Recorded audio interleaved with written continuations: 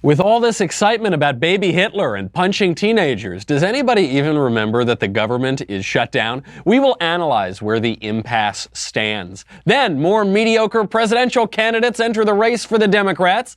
We take a look at the case for Kamala and wonder how Kirsten Gillibrand ever got elected to the Senate in the first place. Finally, the culture of death in Holland on the 46th anniversary of Roe versus Wade. I'm Michael Knowles, and this is The Michael Knowles Show.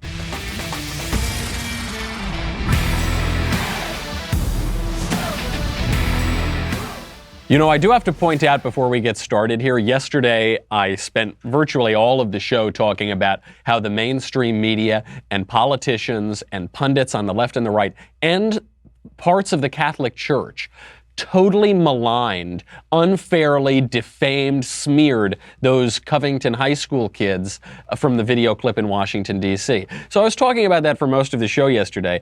I then, right after the show, I went and I did an interview for EWTN, which is the Catholic news channel. And we were talking about the same issue. We were talking a little bit about the March for Life, and okay. Immediately after I finished the interview for the Catholic News Channel, I go to my computer and I am notified that my episode of my show for that day has been banned in the Holy See. It was banned in Vatican City. It was banned all around there. And China, which a note for the Holy See, when you find yourself on the side of China, you're probably doing something wrong, especially when it comes to free speech and matters of the church and the faith. So I find that very amusing that my criticism, apparently, who knows, maybe it was a mistake from YouTube, but apparently the one episode in which I really criticize some prominent priests and some prominent bishops and archbishops gets my show banned in the Holy See and the Vatican. I don't know which force, if this was intentional, I don't know which forces in the Holy See have conspired to ban my very dangerous episode where I just lay out the facts of this event and controversy in Washington, D.C. But whoever they are, I guess you're known by your friends and you're known by your adversaries. So I get a real kick out of that. One of the few popular podcasts hosted by a Catholic has been banned, at least one episode, in the Vatican City. Very, very funny. We have a lot to get to today, but first, let's make a little money, honey. Thanks to Honey, actually. Honey, the free browser extension I've been talking about this since long before I had a show, since before the Daily Wire existed. This is the best way to get the best price on the internet. It's how I use it on Amazon all the time because I buy so much stuff on there. You load it up. It's a little browser extension. It automatically finds you the best price. I don't even have to lift a finger. Honey automatically goes to work whenever I shop on Amazon. It compares the prices of every seller that carries the item I want. They even factor in shipping, sales tax, and Amazon Prime status to make sure that I'm getting the lowest total price. Shows you the best deal every time. It's not just smart. It's not just a smart automated deal finder that gets me and millions of shoppers the best price on Amazon every single time. It almost feels like I'm cheating at the game of shopping. It makes it that easy. I buy virtually everything with them. I mean, I use it constantly, obviously all throughout the Christmas season. But every time I'm buying anything from a book to a kitchen utensil, I use Honey. It saves me. I don't know how much money I've saved, but I imagine at this point it's probably thousands of dollars. More than 10 million people are using Honey to save money. 100,000 5-star reviews on the Chrome store. It's basically free money, according to Time Magazine. Next time you're shopping on Amazon, don't wonder whether you found the best deal. Just add Honey and get the best price automatically. Add it for free at joinhoney.com/covfefe, C-O-V-F-E-F-E. That's joinhoney.com/covfefe, C-O-V-F-E-F-E. Honey, the smart shopping assistant that helps save you time and money. So the government's shut down. You probably don't remember that. This is a wonderful moment in our politics where what should be the biggest story, Democrats have held this over Republicans' heads for years. If you shut down the government, the people are going to go crazy. They're going to throw you out of office. It's proving the adage, which Mitch Daniels, the former governor of Indiana, said, which is you'll be amazed at how much government you won't miss. And that's what we're seeing here. People don't even know that this shutdown is happening. We're talking about the Covington kids. We're talking about baby Hitler. Nobody notices because, frankly, at this point, it may be the strategy of the Trump administration to just keep these federal workers away forever. These non-essential employees. We are not missing any government. So what are we going to get? Are we going to get a compromise? Are we going to get a deal? President Trump has offered a proposal, a deal, and the deal is pretty simple. He's offering partial DACA relief, partial relief for the dreamers or the illegal aliens brought here before the age of 18 in exchange for part of the border wall. It's not amnesty for DACA. It's not the whole border wall. It's a temporary relief, a few years, where the DACA people won't get deported for a little bit of wall funding. And just take a guess at how the mainstream media and Democrats are treating this proposal. Senate Republicans are pushing for that vote on the president's so-called compromise. That's the plan that would provide temporary protections for dreamers in exchange for the $5.7 billion that the president has been demanding for his wall. But Democrats say it is dead on arrival. They will not vote for it. They are adamant that they won't negotiate until Republicans agree to reopen the government. And there are no signs that they're going to cave on that. George, the Senate Democratic leader Chuck Schumer saying, quote, "It's very hard to negotiate when a gun is being held to your head." Oh, wow. That's a big quote. It's very hard to negotiate when a gun is being held to your head.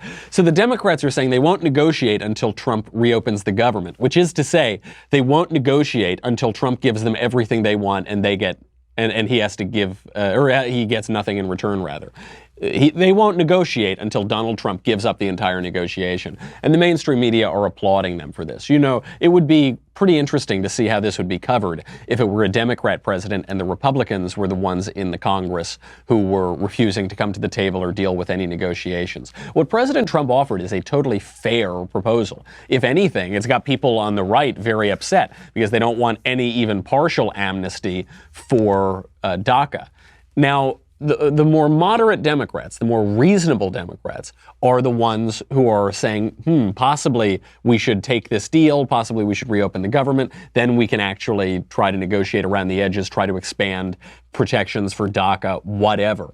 But the Democrats are being held hostage by a radical base. And don't just take my word for it, take the word of a well-known Democrat, major former news anchorman, Tom Brokaw. It's a very troubling time. I think the Democrats are as much to blame right now as the Republicans are. They've got control of the House, but they're mostly just, yeah, we're not going to do what you want to do. I haven't seen a grand plan.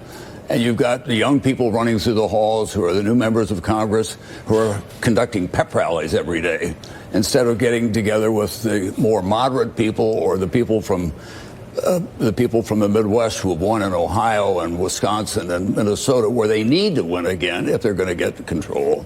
But they're being driven hard by the left. So Tom Brokaw going pretty hard after specifically Alexandria Ocasio-Cortez and all of these other freshman members of Congress who are holding their party hostage. And I think he's got this right, Tom Brokaw, as a more old guard Democrat. But look, he is a left-winger. He was the anchor of NBC News. He is the guy. He is the mainstream media. And even he is pointing this out. It's a tough spot for Pelosi. Why would Pelosi take a deal when she's got to fight her base, which is rather radical, and they're the ones who go out and donate money. They're the ones who go out and hand out palm cards. They're the ones who matter when it comes to primary elections. They're the base, and the majority of Americans who do want a deal. They're not answerable to that. Even President Trump isn't really answerable, but the way you see it right now, President Trump has offered a compromise. Democrats have offered no compromise. I mean, when they say, we will not negotiate until you reopen the government, the entire fight is over whether and how to reopen the government. So they're just saying we will not compromise. For even Tom Brokaw to point that out is pretty illuminating. Ann Coulter, of course, takes exactly the opposite approach. Ann Coulter tweeted out, quote, 100 miles of border wall in exchange for amnestying millions of illegals. So if we grant citizenship to 1 billion foreigners, maybe we can finally get a full border wall. Because Anne, who previously had written E pluribus awesome, in Trump we trust, has been disillusioned with the administration and is very upset now because she thinks President Trump is going to cave on this. And it's a serious fear.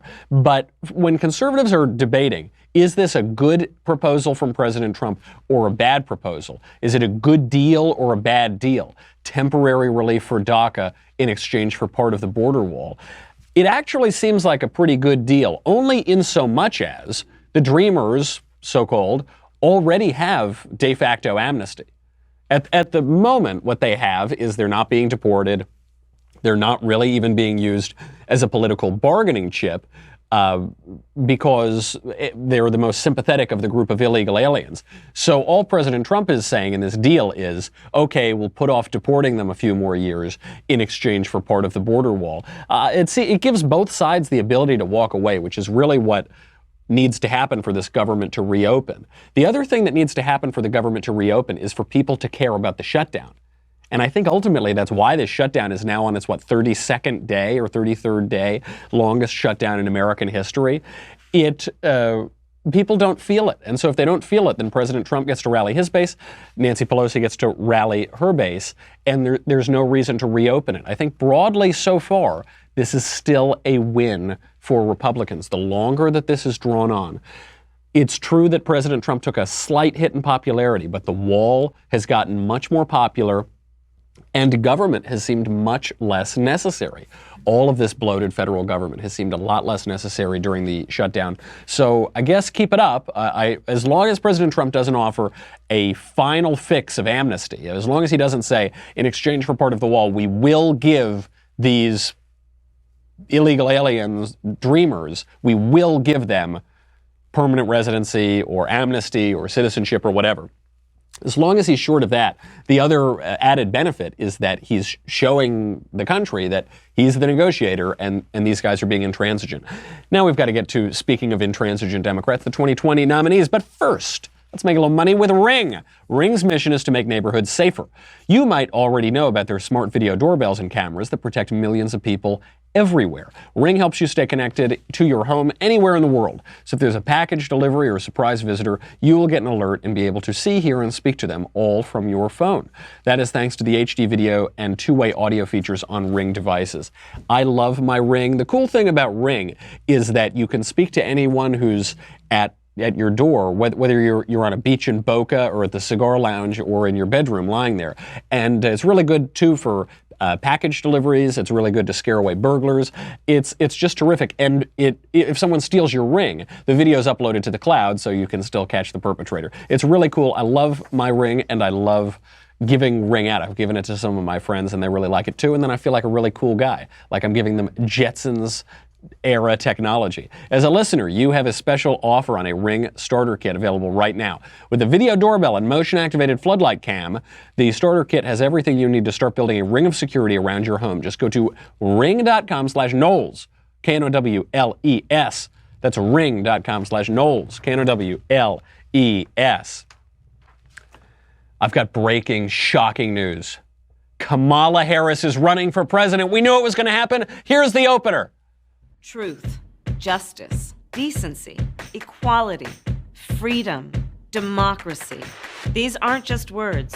They're the values we as Americans cherish, and they're all on the line now.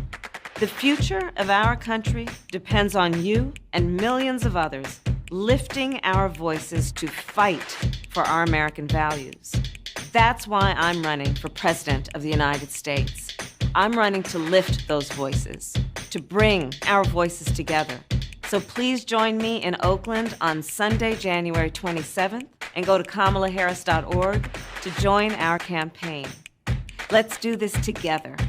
Let's claim our future for ourselves, for our children, and for our country. I'll see you in Oakland. Wow, I'm just really got all that groove. I feel like I'm in my mood mix just listening to that fun opener. So it's kind of a boring, typical political platitudes, but you do get a sense of the mood. Peggy Noonan had a good column in the Wall Street Journal recently where she said running for president now is not about ideas, it's not about proposals, it's about mood. It's not even so much personality, it's mood. What kind of mood are you in? And so this is a fairly slick video. Nothing really new here. The Intercept had an interesting question, which is now percolating, which is the problem for Kamala Harris is whether or not a prosecutor can become the president, or at least the Democrat nominee, in the age of Black Lives Matter. Brianna Gray had written that piece. Because Kamala Harris, unfortunately for her, has a record. She made her career as a prosecutor. It's why all this cool, hip, my mood mix stuff is probably going to fall flat, is it's not that authentic. She's a lawyer. She's a prosecutor, obviously a pretty successful prosecutor. She became a Attorney General of California, then Senator, and now she's running for president.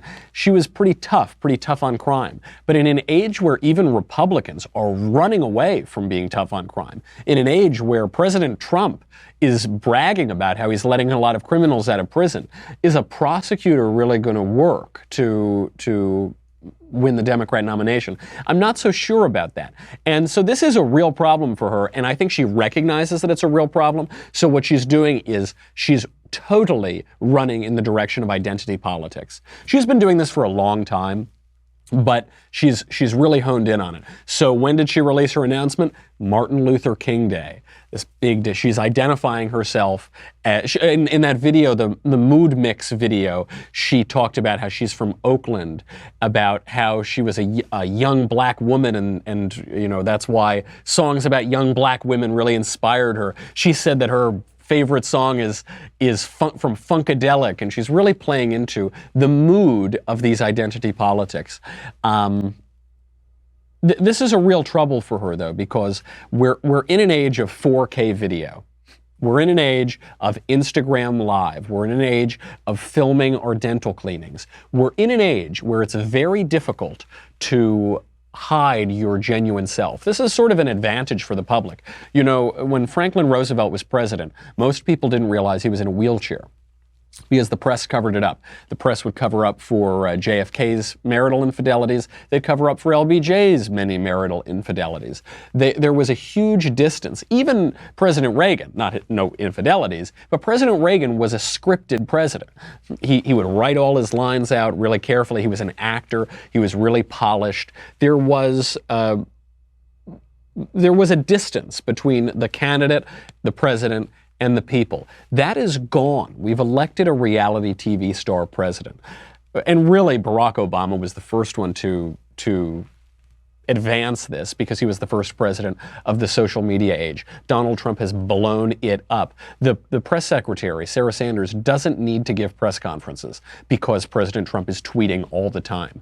He was joking about this. He said, well, I told Sarah she doesn't need to go out there to the podium because you'll all lie about her anyway. And what's the difference? We're communicating to the American people. And it's true, he is. He's communicating himself through Twitter. And in this age of constant contact, of high-definition video, I don't know that Kamala Harris can portray herself as this fun, mood mix, you know, introductory video dancing candidate who's a mood of identity, and hide her record. I mean, she was a prosecutor. When you're an unknown entity, such as Barack Obama was, really, before he ran for president, when people don't know a lot about you, they can throw their hopes and dreams on you. When you're a known entity, especially when you're in a field of probably 20 Democrat candidates, they are going to dig up every single case that she ever worked on. There's already stories that are percolating of how she fought to keep an innocent man in jail. In the age of criminal justice reform, in the age of Me Too, I'm not sure that is going to work really well. But she's certainly not the worst candidate. Speaking of highly mediocre candidates, Kirsten Gillibrand continues to humiliate herself, and this time it came at the hands of none other than Jake Tapper.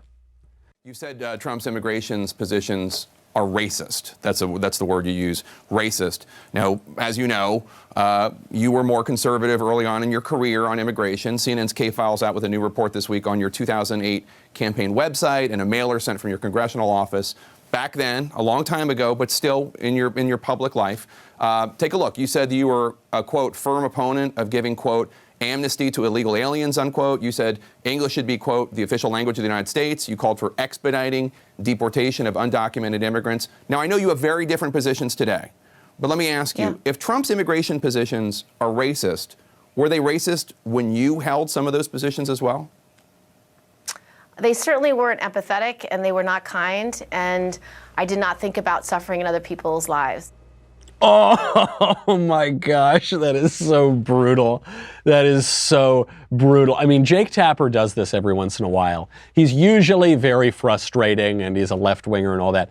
Every once in a while, though, you got to give him credit. He does come swinging around and plays fair, at least briefly. And so he asks this question, you know, Senator Gillibrand, do you still beat your wife? And she stammers. She has no answer. And this is the problem of Kirsten Gillibrand. If it's a problem for Kamala Harris, it's much worse for Kirsten Gillibrand. She stands for nothing. She means nothing. She is Hillary without the charisma. An utter mediocrity. It is a question as to how she ever became a senator in New York in the first place. It's probably because New York politics are very smoke-filled room. They're decided by a corrupt cabal of people. It all takes place on the state level up in Albany, which is in the middle of nowhere and has a lot of room for corruption to fester. She's just so weak, and she's sold her political soul. I mean, she's in a very tough position because she modeled herself after Hillary, and she was going to be moderate, and she first was running when all of the country agreed that people shouldn't break our laws and we should prioritize citizens over non-citizens. Now, her party has run far to the left, and because she's still just nothing, she's got to run to wherever the heat is, and she's got to become something that she isn't. Jake Tapper wouldn't let her get away with it. Other people aren't letting her get away with it either, and the 20 other Democrats who are going to be running for president are certainly going to skewer this poor woman. She even got skewered on ABC's This Week trying to run so far to the left. And Senator, lastly, I want to get your reaction to the BuzzFeed report suggesting President Trump instructed his former attorney Michael Cohen to lie to Congress about a proposed Trump Tower Moscow deal. The special counsel's office disputed that report. What was your reaction, and did Democrats seize on that report too quickly? The report is highly concerning, Martha. It just shows more evidence that perhaps this president did obstruct justice. It shows that even though the special counsel disputes it? Martha, it raises a question in my mind that is very serious. And so what we need is Mueller to be able to finish his investigation. And one of the things that I'm most concerned about is that Senator McConnell will not let a bipartisan bill come to the Senate floor to allow us to protect that investigation, to make sure he cannot be fired prematurely. And the law says he can only be fired for cause. And so what our bill does is it goes to a judge. So a judge can make an in-camera decision about whether this was done properly and preserve all the evidence. So we have to protect the Mueller investigation. We need the facts. And so this just shows how urgent that investigation is. Okay, thanks very much for joining us this morning, Senator. Thank you, Martha. Oh, it's so awkward to watch because this was the moment in English class when the teacher asks, you know, what did you think about the book? What did you think about chapter 4? And then, you know, you didn't read the chapter. And so you say, well, you know, and you just spout all these vagaries. And she said, what? What are you're talking about a different book. That character is not in the book. What are you? And then you just start spinning. Well, but really what I meant is and another thing is I had a bagel for breakfast this morning. And anyway, thank you so much for asking me the question. Thank you. So it was so awkward and cringe-inducing because now she's saying that a totally discredited report from BuzzFeed is evidence that we have to attack Donald Trump. I don't know. What is it evidence of? It doesn't mean anything. The BuzzFeed hit job was so egregiously wrong that the special counsel, which famously does not speak to the press, issued its first statement in a year to say it wasn't true. What is she talking about? Just a total mediocrity. And yet she'll be running. And so you look around the field and you think, gosh, Kamala Harris is relatively good compared to her. Joe Biden is probably going to run. Who knows, though? He hasn't been tested in a little while. Beto is a fine candidate, I guess, but he's a straight white man, ostensibly, in an intersectional race. Bernie is 100 years old. And you start looking, and they're all weak candidates. But there is one candidate that the Democrats agree they want to see run for president. One candidate so strong, so powerful, so compelling that 74% of Democrats want her to be their nominee for president. Do you know who that person is? Alexandria Ocasio-Cortez. We will get to why Alexandria Ocasio-Cortez is actually offering the American people something that they want. We will get to the heart of Alexandria Ocasio-Cortez's legitimate appeal in just a second. But first, it's almost time for our next episode of The Conversation. Tonight at 7 p.m. Eastern, 4 p.m. Pacific, Drew will be taking all of your questions, every query that has burned in your hearts, and he will answer them live on air. Plus, Elisa, what's up?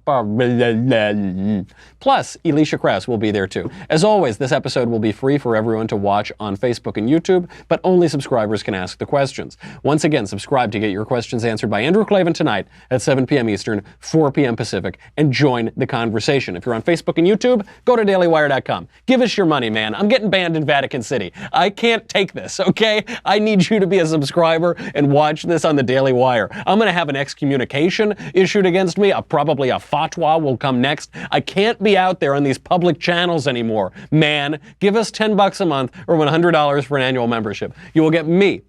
You will get the Andrew Klavan Show, the Ben Shapiro Show, the Matt Walsh Show. You'll get to ask questions in the mailbag coming up on Thursday. Get your questions in. You'll get to ask questions on Backstage. You'll get Another Kingdom. You'll get everything. You'll just get everything. Plus this, the Leftist Tears Tumbler.